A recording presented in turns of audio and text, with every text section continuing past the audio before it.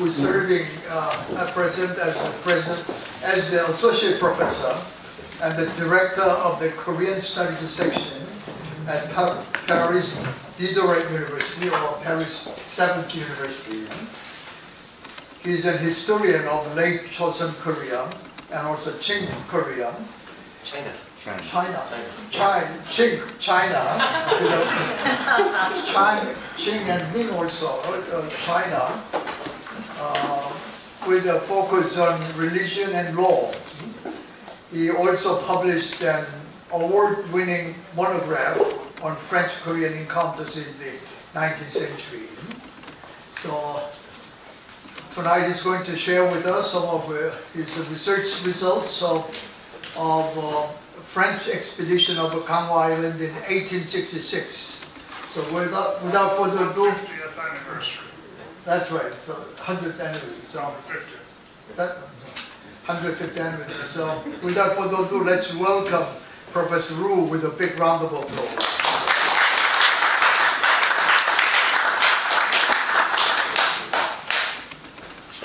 Let me go and change for next slide.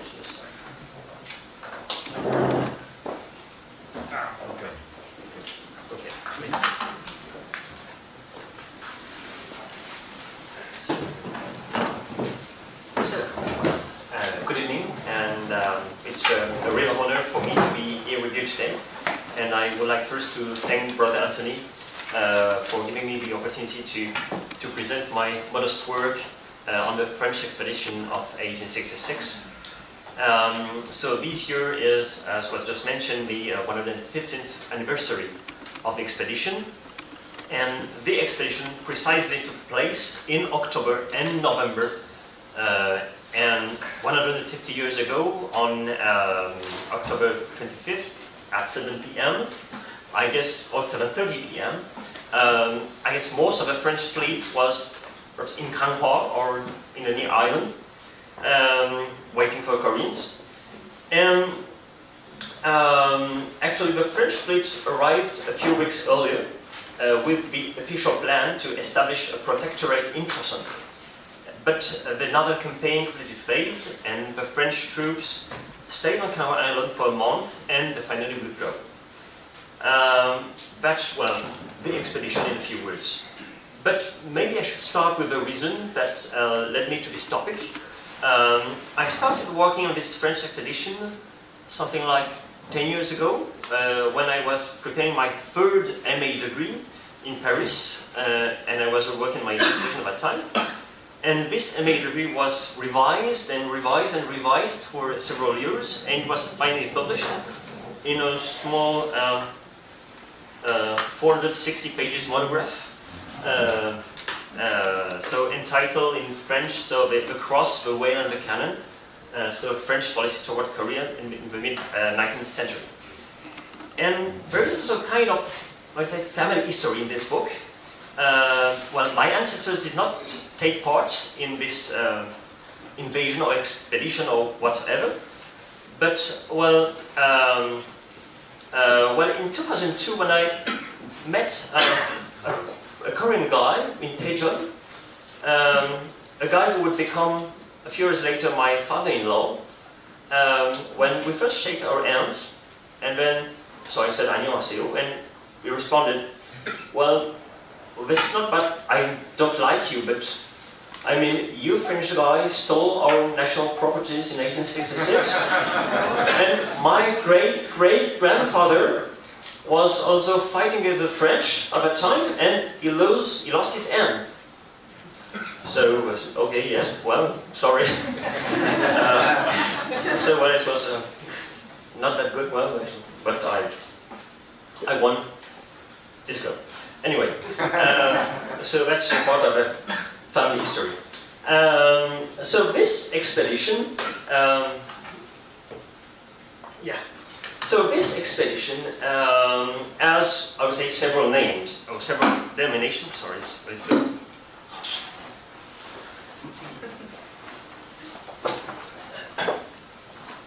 So there are several denominations.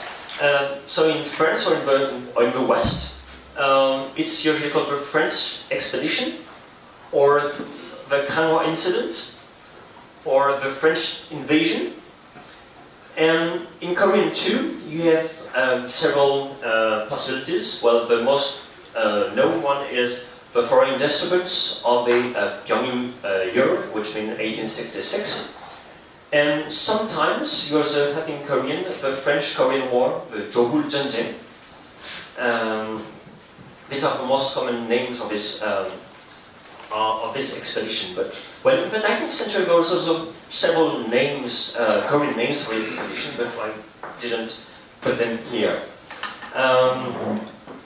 Well, so and then you have here some pictures from 1866-67 by someone who took part in the expedition. Oops. So the expedition, in a few words, so it took place in Kanwa Island. I guess you all know that, and it was divided in two stages. A first stage, it was a survey, a first survey of Kanwa Island and Seoul, because at that time, actually, the French and the Westerners didn't know where was Seoul. So the first point was to find Seoul, where was Seoul. And so the first stage occurred in September and early October 1866. And then a second stage in late October and November. It only took place in Kanwa Island. The French never went to other places except to Mutsu Sansan, the fortress of Mutsu. So they stayed for more than a month here on Kanwa Island. And well, so this expedition, well, I won't go into details about all of this because I invite you all to come on Sunday for the expedition we will do with the Royal Society in Kanwa. So please come, and so we will continue the talk there. Well, what I wanted to say about that is that this expedition was largely unknown in France, but is widely known in Korea. The fact is that the French came to Korea with the idea to invade Korea, and when they first arrived on the Korean shores, they said to the local officials, "You guys killed 9 of us, 9 French missionaries. So we will kill 9,000 of you Korean people." Yeah, that's quite nice. Yeah. And so in Korean textbooks, so this event is still present as the first Western attempt to colonize Korea, even though the French actually didn't want to colonize Korea. That's an interesting story. Officially, they went to colonize, to make a protectorate, but, well, they never colonized Korea. And actually, the Rear Admiral Roux, who went to Korea, didn't want to colonize Korea. But this event, as I guess all of you know, well, the French stole precious documents, the royal books, from the Royal Library, the Wekijambak there. They destroyed the library, which was rebuilt something like 15 years ago, and so they stole these documents, and these documents were discovered in the 1970s, late 1970s, 77 I guess, in the French National Library, in the middle of Chinese documents. And then these documents were returned to Korea. Well, first one book, there were 300 books, and only one book was returned in the early 1990s by François Mitterrand in exchange for the KTX. Yeah. Actually, well, I know an interesting story that the French library from the French National Library came with another book, which was never given back because they didn't want to give it back. So they just went back to France with the other book. And then the second stage was in 2010, where Sarkozy, we may come back next year, unfortunately, decided to give all the books back to Korea in 2010. And so this book, in the meanwhile, what is this one? In the meanwhile, so during more than 20 years, Korean government and non-government association, well, made everything they do, if they can do, to let the book come back, to make the book come back to Korea. And this is, for example, an advert which was in a famous French newspaper, Le Monde, in 2007. So you have one EQ, so a precious book, with saying we're incapable to build a sniper, who was not able to find peace in Korea. And so the books were brought back, so returned in 2010 and 2011, and so there was some ceremony in Gyeongbokgung for the return of his book. So this book became known in France at the time. Before that, nobody knew that there was kind of books, except a few scholars.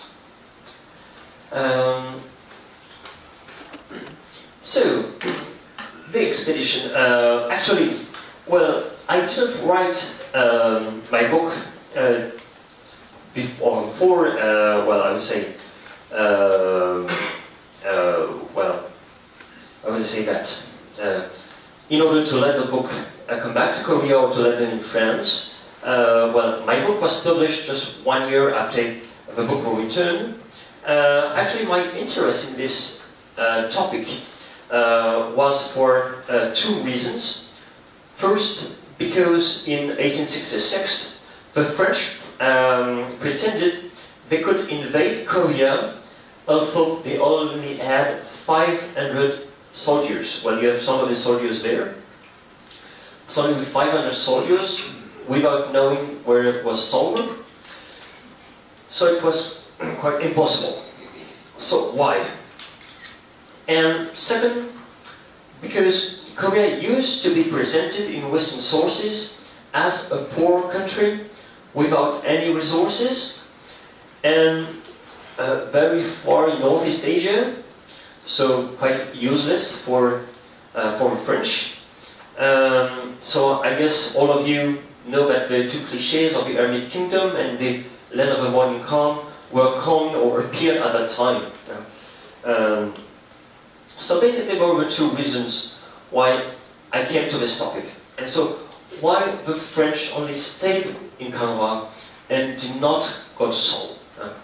And actually when the French were in Kanhwa in October and November, a lot of local people came to the French and said, why do you stay here? Why don't you go? You say you want to invade Korea, why don't you go to Seoul? No. And they just stay there. They just stay there, they just withdraw at the end in mid-November. So, in order to understand why the French went to Korea, I started from the beginning, which is, I would say, kind of official chronology, if I may use official chronology of early encounters between France and Korea.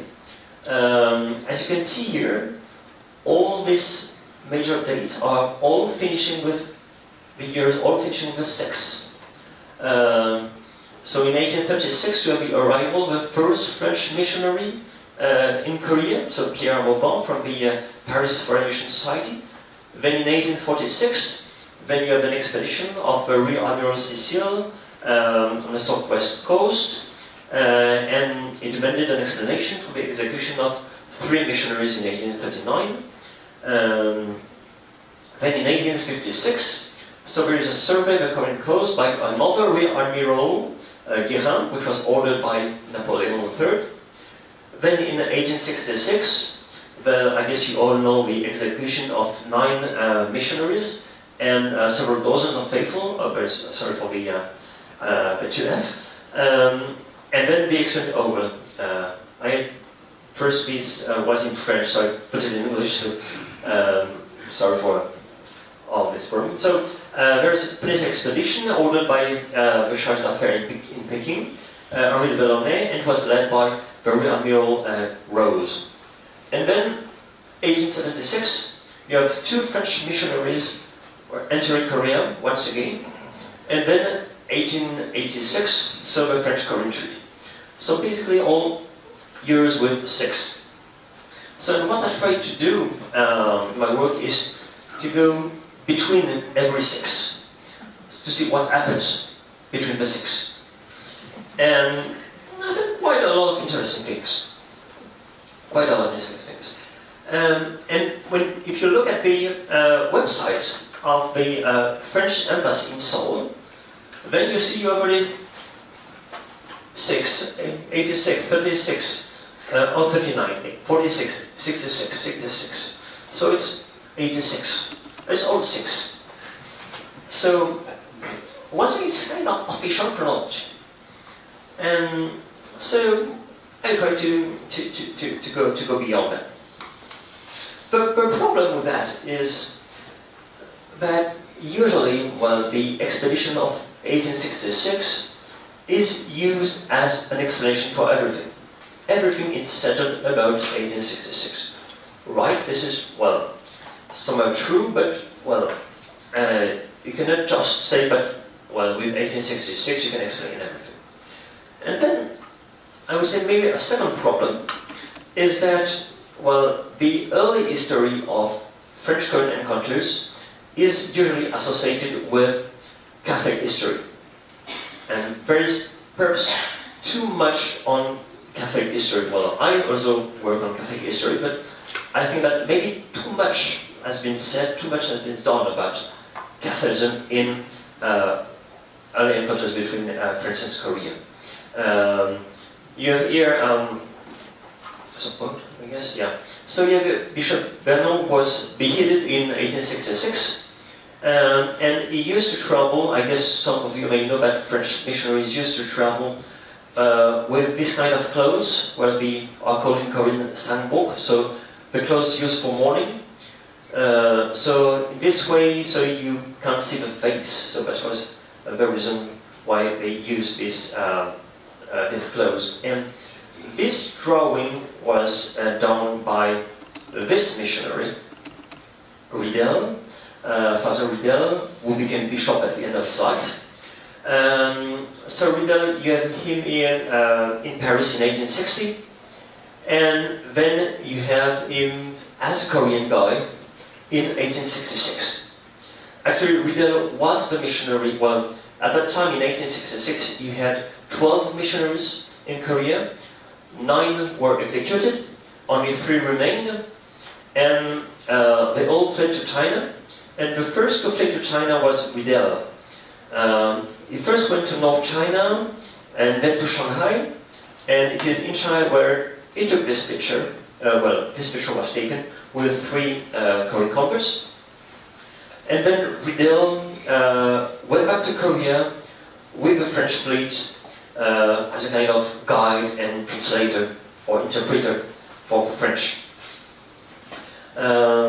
So I pretty like this picture you have here. So you see that the French guy and the Korean guy, well, you know, so they couldn't wear such clothes in Korea, of course, at that time.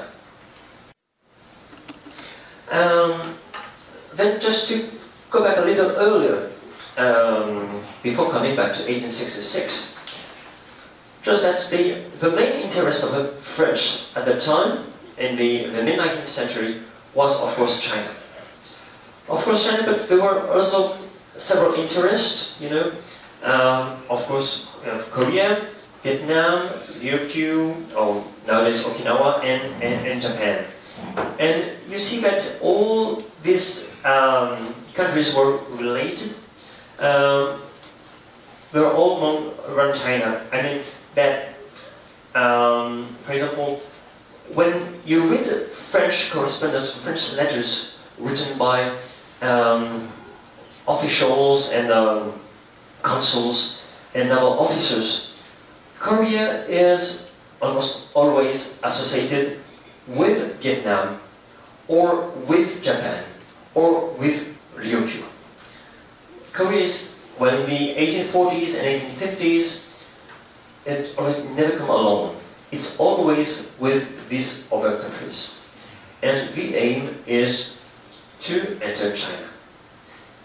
And the fact that Korea was there and not far from Beijing was one of the reasons why the French wanted to do something with Korea, to go to Korea, perhaps not to make a protectorate of Korea, but to get there, to have open ports there, and so on. So, but the problem was that Korea remained largely unknown to Westerners until the mid-19th century.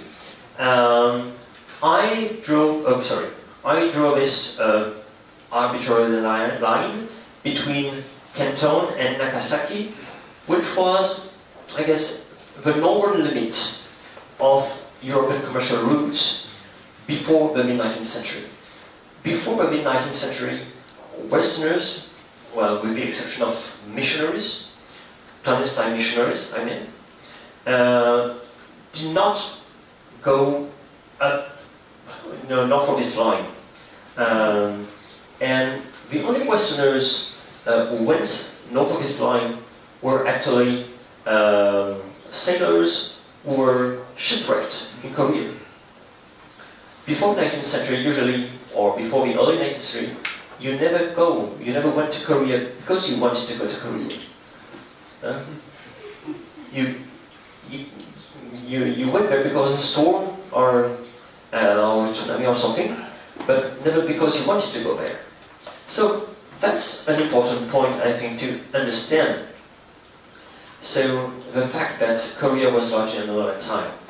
And when you look, for example, at maps of Korea at the time, from the early 17th century, Korea was still an island.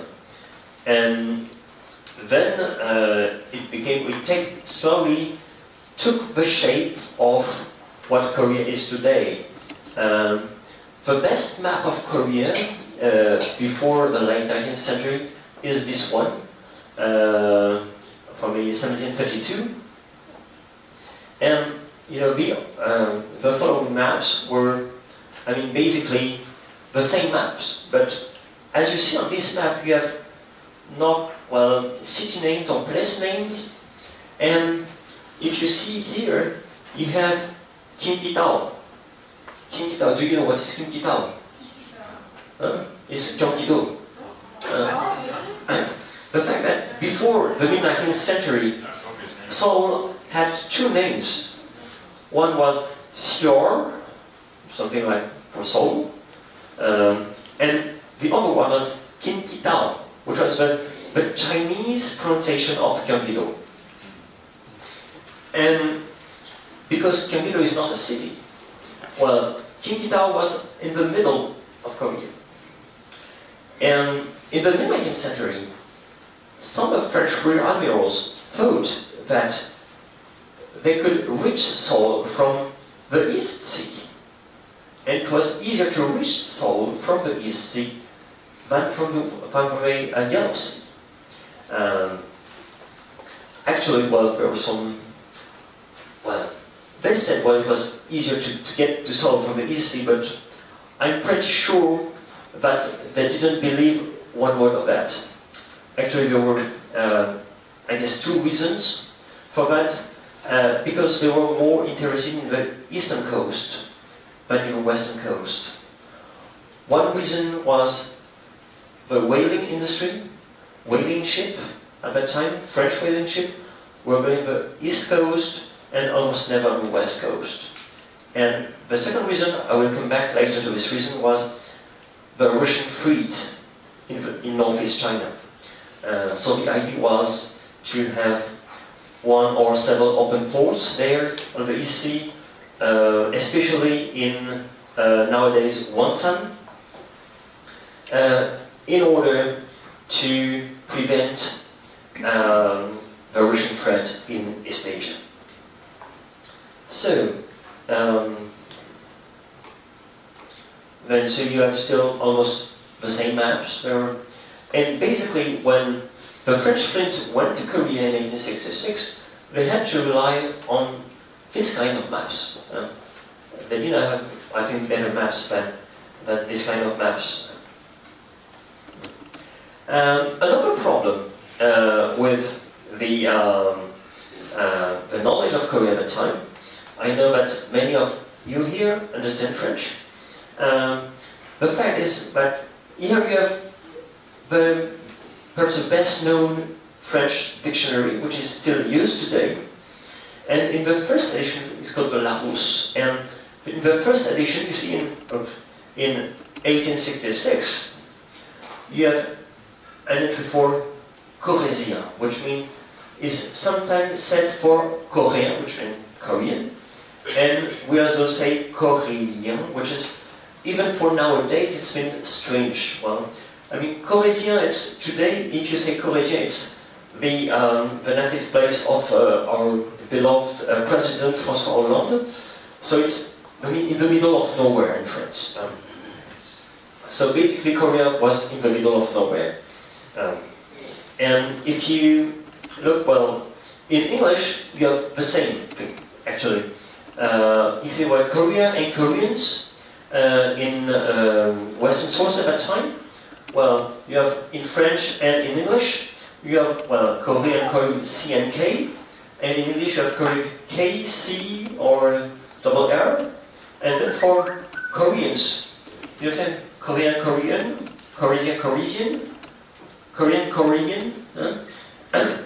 So the idea that, well, they didn't have a fixed term for Korean, and they didn't have web maps also. So, well, actually they didn't really understand what was Korea. And actually, well, maybe, well, Korea was just like, I would say, for the French and for Westerners, something like the Poland of Asia. A strategic place, nothing more. Another problem with this misunderstanding of Korea is, you know, this the well-known journal of Henri de Bellonnet. So you have here, I say, you have a translation of it. Why do I come back to this, to Henri de Bellonnet? Is because you all know Henri de Bellonnet was shipwrecked on Jeju in 1633, and he stayed in Korea until 1666 in captivity, and then he escaped to Japan, and then he came back to Amsterdam. And the problem with Hamala is that he wrote his journal, was I would say, stored or conserved in the Netherlands, and the fact it was published in 1668 with a lot of anecdotes and strange matters inside, and it was translated in French, German, English, and so on. And the major point in the journal is that for foreigners, well, for Westerners, Korea is a place where, if you go there, well, you will be a prisoner, you'll be in captivity, or perhaps you will be killed. So that's basically the idea. And there is no resource, or no interesting resource for Westerners there. And this idea of Korea as a place where you are staying in captivity remained in Western minds until the 19th century. And especially when Western missionaries, French missionaries, went to Korea, I mean, 12 of them were beheaded. So in 1836, 1839 and 1866. So basically, if you go to Korea, you're a prisoner or you're killed. So that's the point. So that was one of the major reasons why the Westerners didn't try to go to Korea before the early 19th century.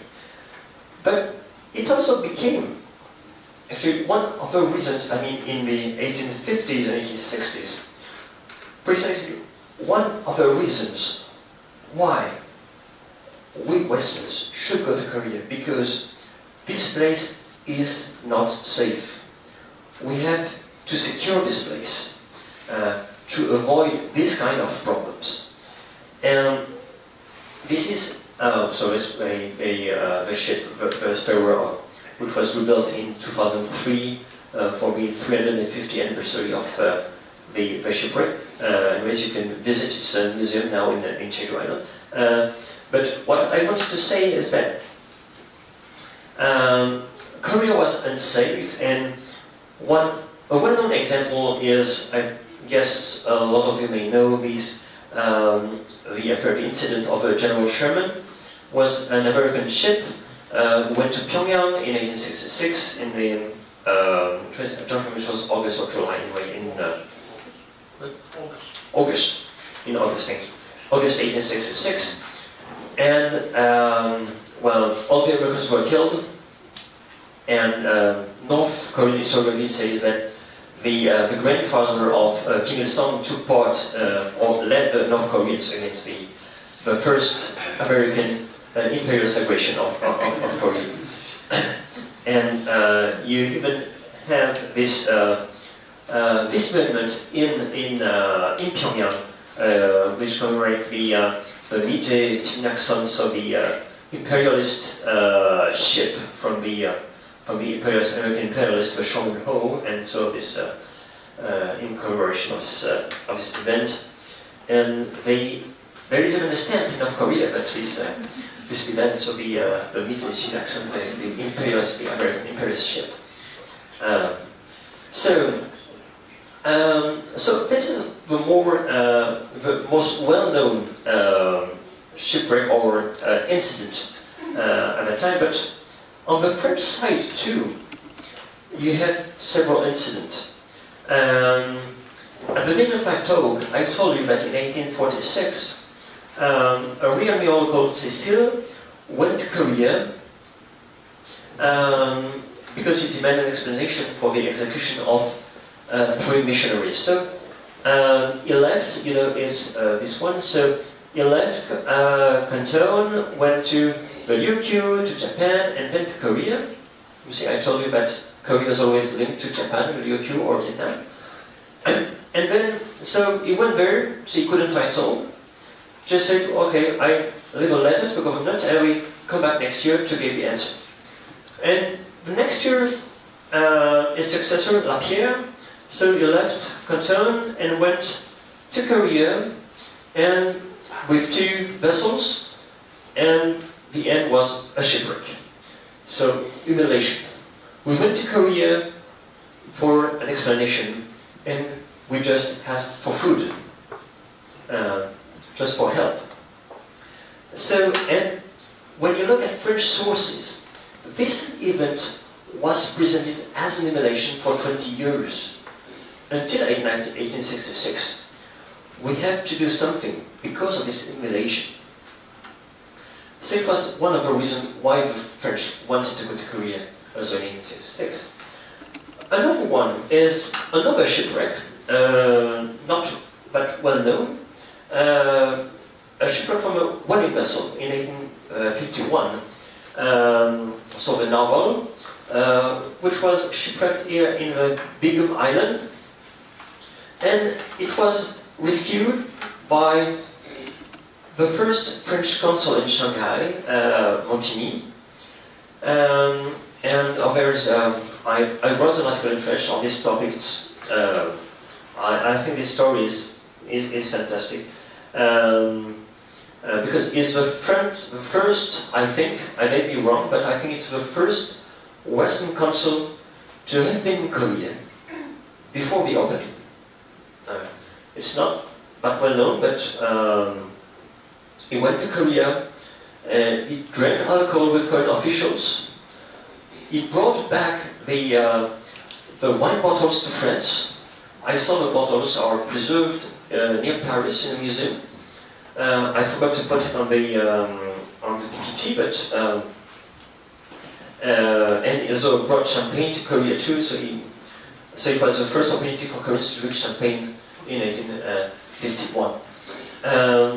But for this council, first 1847 was an elimination, and 1851 was a pretext to open Korea. We need to open Korea because of the whaling industry, because we need to have a safe place for whalers. And you have this kind of discourse comes back and comes back every year until the early 1860s. Perhaps you don't know nothing about whaling, but I think you all know one French whaling ship, the Liancourt. The Liancourt well, left France in 1847 and so went all around the world, and in 1849 discovered these two islets, you all know, were still, you know, named Liancourt on Google Maps.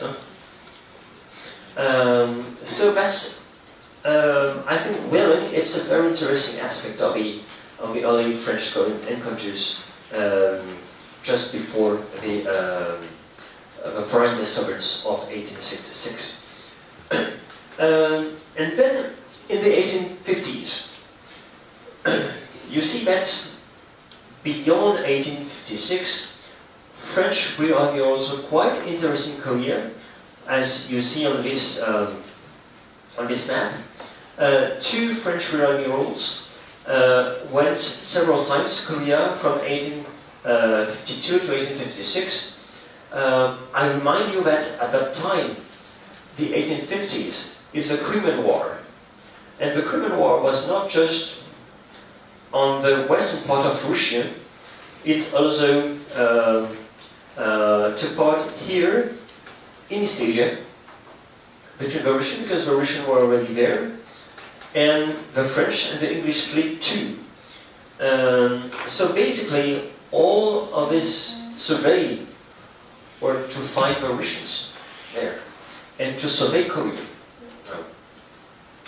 And at the end of the last expedition, so this one, Guérin in 1856, is suggested to Napoleon III that we should colonize Korea. Actually, I'm pretty sure that Guérin didn't believe one word of what he said. I think he didn't really want colonization. I will come back to that later, a little later. Well, now, actually. So, the Russian fleet of East Asia. Actually,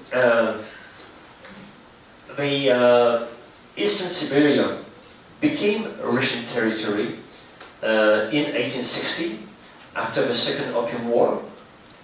Sakhalin, too, became part of Russian territory in 1855. And all this territory was Russian, and I guess all of you may know that Alaska too was Russian until 1867. So basically, well, the French and the English were afraid of this Russian threat. And when you read French and English letters, every time, they see was a strategic point in the French and also in the English strategy against Russia. Just to show the Russians that, okay, we are here, don't come.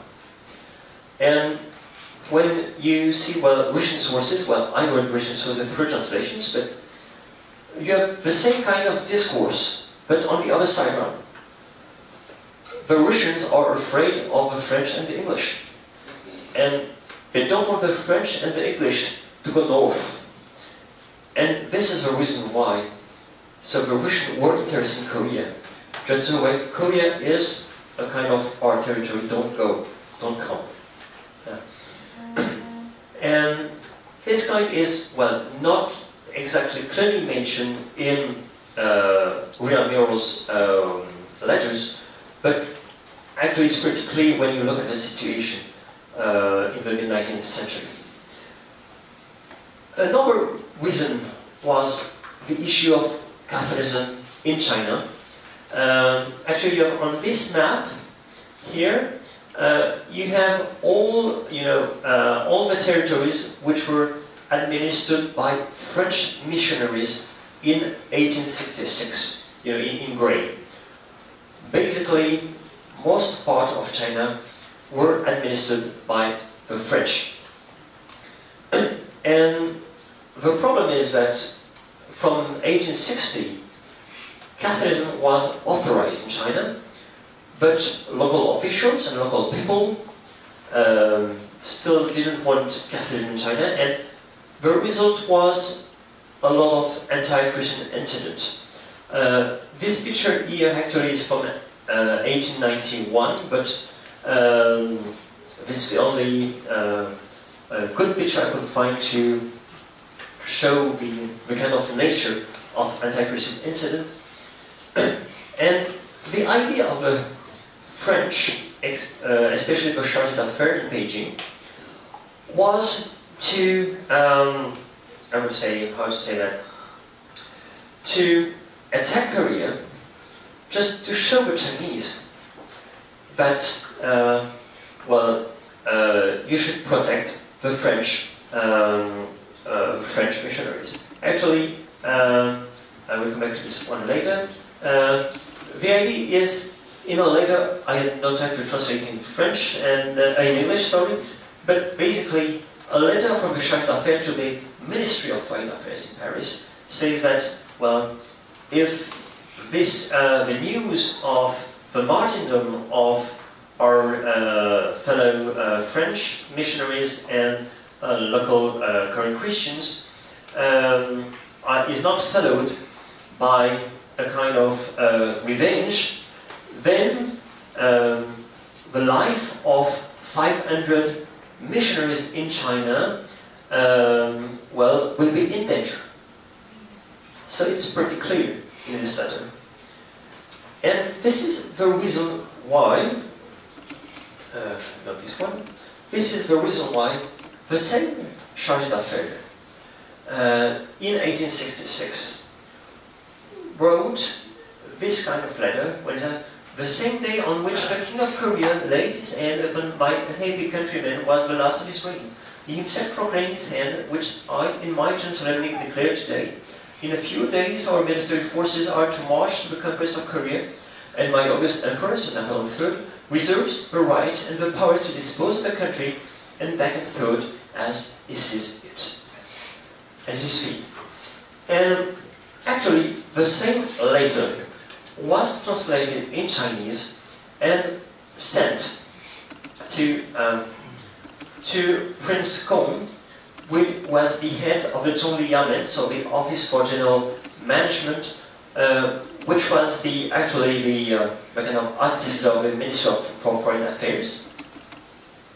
And basically, the aim of this letter was to show to the Chinese government, that they could do this revenge without any problem in Korea. Actually, they didn't really care about the result of the so-called invasion that would fail, obviously. But the idea was to show to the Chinese that we are going to take our revenge in Korea. So that's the point. Then, but the result, as you, I guess, all may know, is that the expedition was a failure, a complete failure. After a month in Kanghua, so the French withdrew, and the Koreans thought that it was a victory. Actually, the French too, when they came back. Well, they sent letters to Paris, said, oh, we won. And the Koreans too, they won. When the Koreans sent an embassy to China at the end of 1866, they just said to the Chinese government, oh, we won. Yeah. And now when you read Chinese sources from the 19th centuries will recognize that Korea won the war against the French.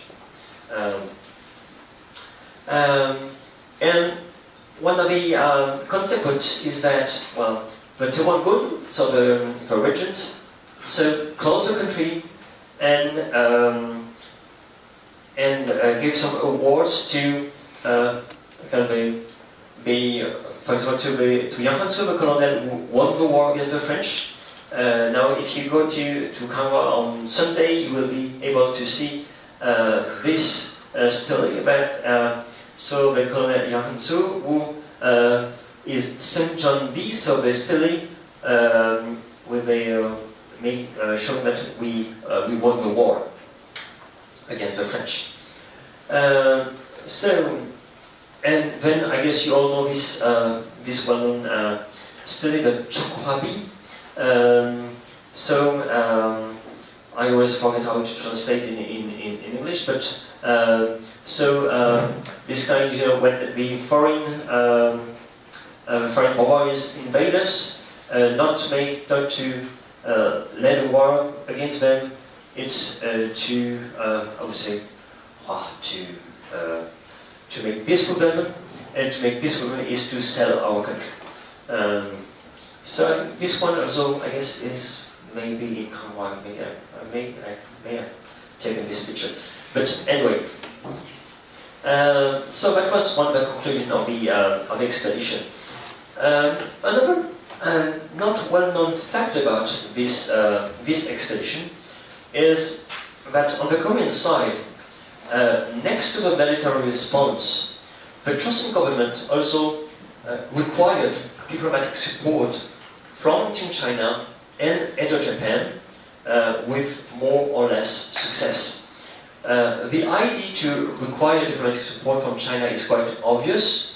Korea was still a tributary country at that time, and Korea has required diplomatic support every time since 1816, every time when Western vessels came to Korea, so Korea required diplomatic support. So that's quite obvious. And on the Japanese side, and with the last point of my paper, Japan also, Korea also required diplomatic support to Japan. But why to Japan?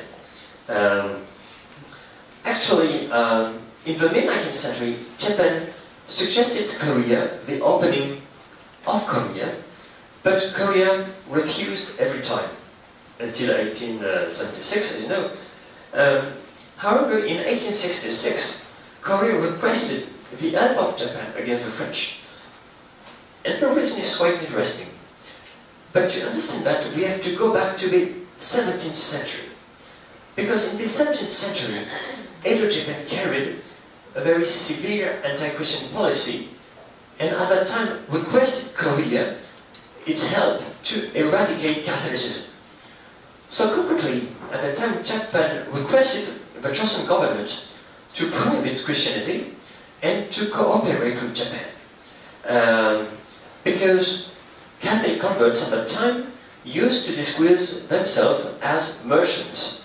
And Chosŏn officials were requested to turn over to the Japanese house in Busan all the non-authorized foreign merchants arriving on its shores. Of course, the Koreans never provided this, never accepted, but during 50 years, the Japanese always requested that. And they just said, well, you send us the ships and we will examine the ships in Nagasaki, and if we find that members of the ship are Christian, we will execute them. And actually in the 19th century, a consequence of this policy is found here in 1866. actually, when Europeans arrived on Korean shore with a declared goal of trading or invading the peninsula, the Chosŏn court decided to inform the shogunate, Tokugawa Japan, of the presence of these non-authorized vessels and their possible link with Catholicism. And this occurred at 2 times. The first time in 1845, where an English vessel, led by Sir Edward Belcher, came to Jeju. At that time, so Seoul sent a letter to Edo, or to nowadays Tokyo, asking for diplomatic support and the possible link with Catholicism. And then once again in 1866,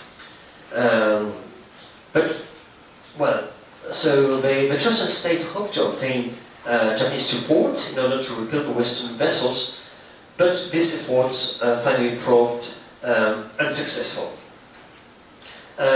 So maybe, I think I have talked for almost 1 hour, I guess. It was 5 minutes. So just in conclusion, well, I just wanted to point out that this event is something more than just encounter. Well, 1866 is just more than an encounter or a battle between France and Korea. So it has to be replaced, I would say, in a long-term perspective to understand why the French and why the Westerners went to Korea or wanted to trade or wanted to open Korea in the mid-19th century and before. And actually, well, I would say we have to go beyond the idea of a clash of civilization, but through this example, perhaps it's not just a clash, but a kind of misunderstanding. The early encounters between the French and Koreans, or Westerners and Korea, are a long list of, I would say, misunderstanding. A good example is, for example, the fact that, as I mentioned, well, if Westerners go to Korea, well, they will end as prisoners or they will be beheaded. But actually, the Chosŏn state carried a policy of cherishing men from afar. And if there were some shipwrecks, then the Chosŏn state had to provide help, to provide support to these shipwrecked people. And it was only when these Westerners came with their Catholic faith that it became more problematic. But even with that, I mean, in 1839 and 1866, you know that 12 missionaries were beheaded. But the Korean government, Chosŏn government, actually proposed these missionaries to leave the country. Well, you can go back to France, we won't kill you. And the French said, no, we will stay anyway. If you send us back anyway, we'll come back. So, they finally will be heeded. So, you know, there are a lot of kind of misunderstanding, and so I hope that with my work and the other scholars' work, will go beyond this kind of misunderstanding. So, thank you.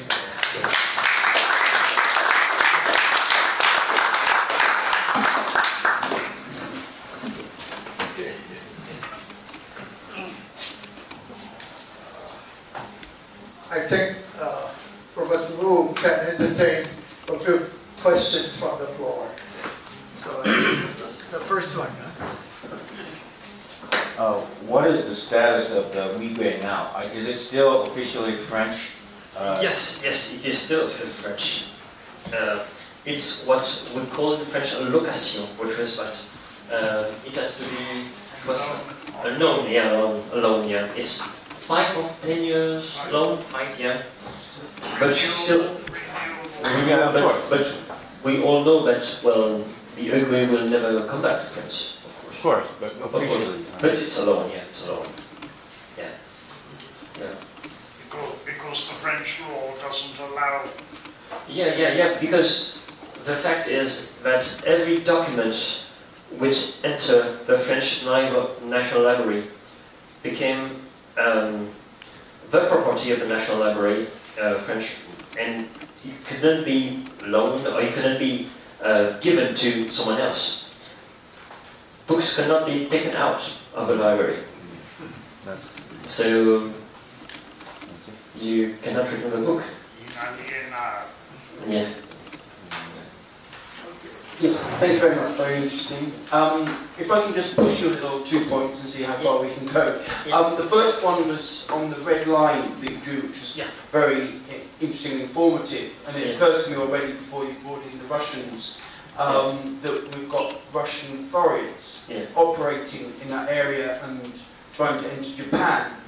And I just wondered before, if you like, the official Russian state takes over Eastern Siberia, whether there are already Russian foreigners trying to enter Korea or the Korean islands going above that line. Of course, whether you call Russians Westerners is another question. Of course, but that's the one I suddenly thought of, where the Russians in that analysis.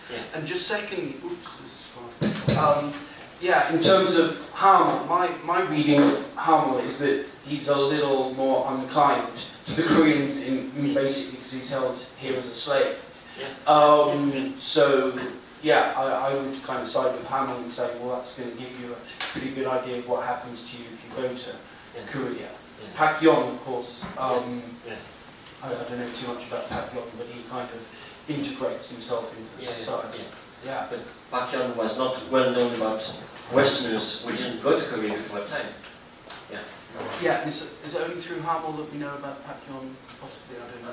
I don't know. Well, perhaps we should ask Baudelin. I think it's through Hamel that we know about it. And of course, nowadays the Korean sources about it. Of course, Korean sources. But at that time, no one knew about it. But just on the Russian one, were there Russian foreigners trying to enter Korea in the first half of the 19th century? They tried to enter Korea since the 1840s. Yes, because because they reached the region in the 1840s, and they even settled in what is now Vladivostok in the late 1850s, even before signing a treaty with China. At that time, well, this bay was still still belonging to China, but the Russian was there.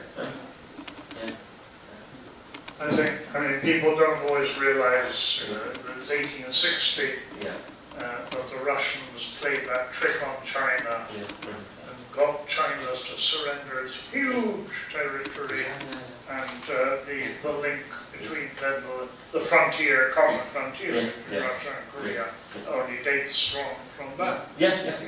There wasn't a frontier. There wasn't a frontier, of course. What was I going to say? I think part of it, you didn't mention that, of course, the opening of Japan was already, 1850? 53, 54, Perry went to Japan in 1853, and then the next year. And so with the opening of Japan, you have more and more Western ships coming, and they always needed fresh water, fresh food, firewood. And part of the interest was, especially the East Coast. And this is exactly why, the reason why, when the Americans opened Japan in 1840, in 1854, they decided to open this city here, Hakodate, in the northern Japan.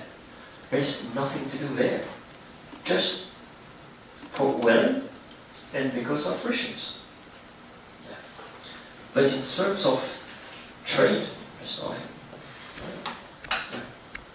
Can I just...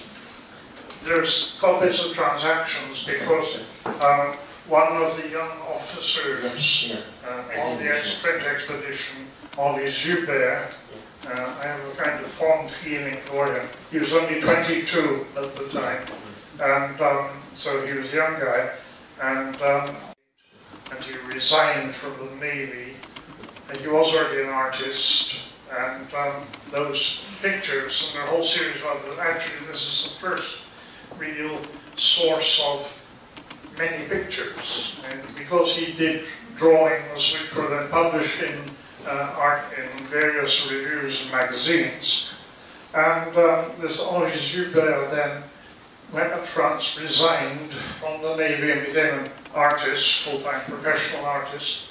But in 1872 he published an article in a monthly magazine, Tour du Monde, about the expedition with a whole set of engravings of camera, including scenes of daily life, people in their houses and so on.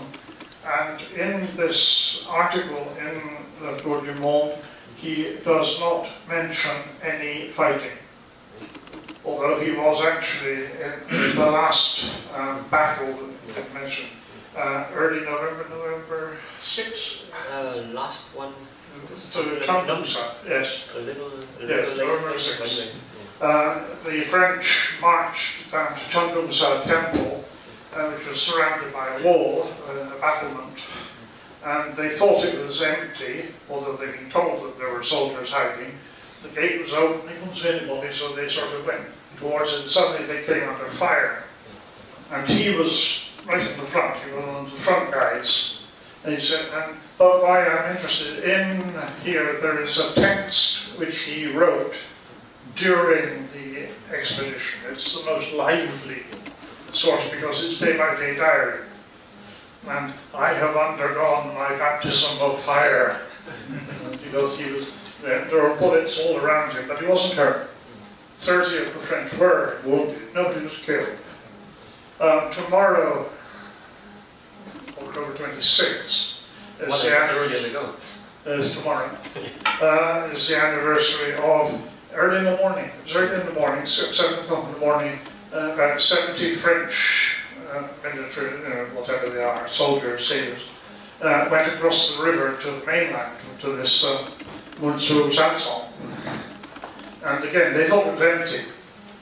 And as they started to land, suddenly the Koreans who were in hiding opened fire, and 3 of the French were killed. And it's all very sad, because 2 of them were the fathers of little children, and 1 was the support of his elderly parents. Anyway, 3 Frenchmen were killed. And we know their names. We don't know the names of any dead Koreans, I think. I don't think that the Shillok would care.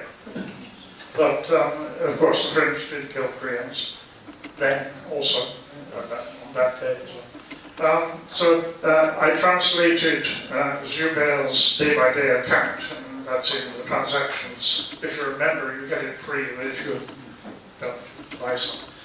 It's very lively, it's very tragic, really. And the important thing was that in his article in the Tour du Monde, he hated this expedition. He was fiercely critical of the imperialism, and he said, what did we achieve? Because we did this, the persecution of Christians in Korea became general. Thousands died who would not have died if we hadn't gone. And the fact that he didn't understand why the expedition took place in October and November, when it's very cold, and it was crazy to invade a country in winter. There was no strategy at all. There's no reason. They said, oh, we're blockading the handgun to prevent rice and firewood going to Seoul.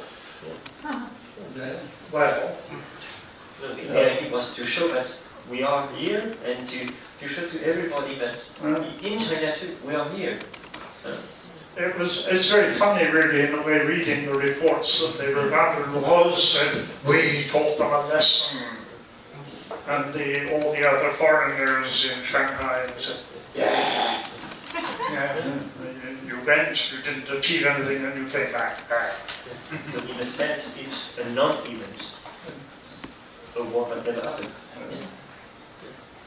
What happened to the banners? The banner, the American. Because Roux sent back 4 big banners, flags, which he captured. We don't know where they went, but you know, when Roux went back with 300 books, with a lot of money. Oh, lots of money, lots of silver nuggets. And also quite a few things. Chinese jade book. I think I know where some of these things are in Paris, but I won't say it because I know that the Koreans will say, okay, we want them back. And they're listed in French libraries as well. They got the Americans to give back their banner from 1871. That's in Canada. One more question. Very quickly, what percentage of the books were stolen and what percentage were burnt with the burning of it? What percentage of the books in the library you gained? They were all burnt, yeah. Yeah, they were, but what percentage were stolen and what percentage were burnt? Was it? I heard it was a very small percentage only. Yeah, it was a very small. Well, we don't really know actually what was the number. Well, usually it's said that there were 6,000 books, but well, 6 or 8. Yeah, but well, it's not quite sure the number is accurate. But well, just a small percentage. It just shows the most rare and precious books. So Father Riddle, well, chose the books with the Koreans because, well, the French, well, needed something precious because the expedition was not accepted by the French Ministry of Foreign Affairs and the Ministry of the Navy, well, the French Navy and colonies, didn't accept the expedition. So they have to, because they have to come back with money and with precious objects. And so they chose these books. Just one other quick question. I've heard that it's never been clear that there were certain of the Catholic convert groups who, at one point or another, and it was after before this incursion, were taking militant actions and had formed armed militant groups. And I've never heard anything, that was firm or clear. No? Okay, I just heard it from people. I have no idea. Okay, thank you.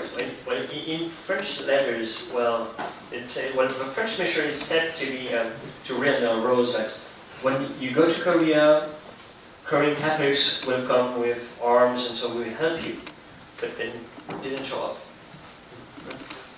And the French missionaries in Vietnam did the same in 1860 when the French colonized the southern coast of China. The missionary said to the French admirals, Vietnamese Catholics will come, they will help you. Never show up. For the popes, I wonder if Zuber did not have something to do with the decision to take it. Because he was the artist. He was already an artist. And he was there when they discovered the books.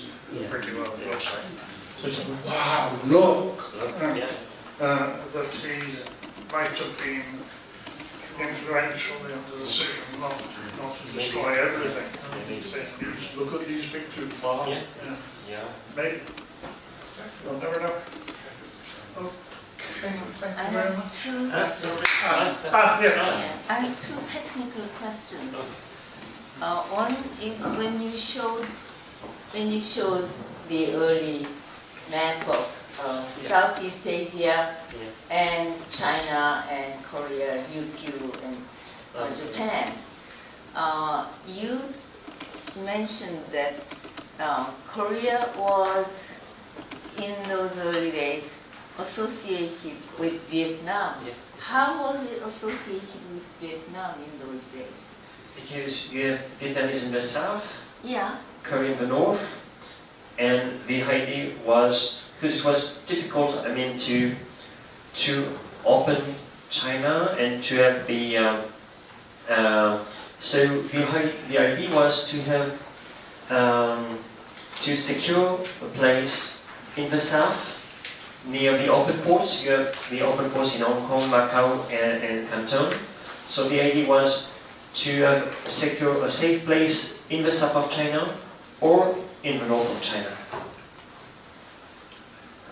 So that's why they are always put together. So you mean that was from the French point of view? Yeah, of course, yeah. So Koreans don't think No, of it. I mean, associated with Korea at that time. And then the other one, again, very technical one, is you showed King Ki Tao is Gyeonggi-do. Yeah. But I don't think they read it King Ki Tao, Jingji Tao. No, Because because it's K, but remember when Chinese and Korean words were first romanized, they were read in different ways. And for example, the book of poetry, Shijing, it was written with K, K-I-N-G, but nobody read it Shijing. So that K should be read as Gi, so Gyeonggi-tao. I think so.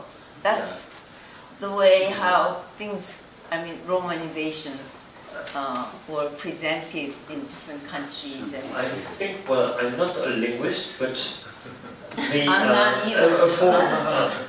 even though I speak Chinese, but the romanization of the early romanization of Chinese was done with South China dialects, which is quite different from North China dialects. And so that was, you had a K instead of a G. And so that was, so it was just Ki and G, and so, well, yes, it was good to, I will check for some dialects in Cantonese and so on. Thank you. It was very interesting. But you know that Korean, the pronunciation of Korean is quite similar to South China dialects. So that's why Kim Ki-tao, I think, is the right pronunciation at that time for South China pronunciation. but in other places of China, of course, it pronounces Jing Ji-tao. Okay, Because thank you. Beijing- Have a seat. Have a seat.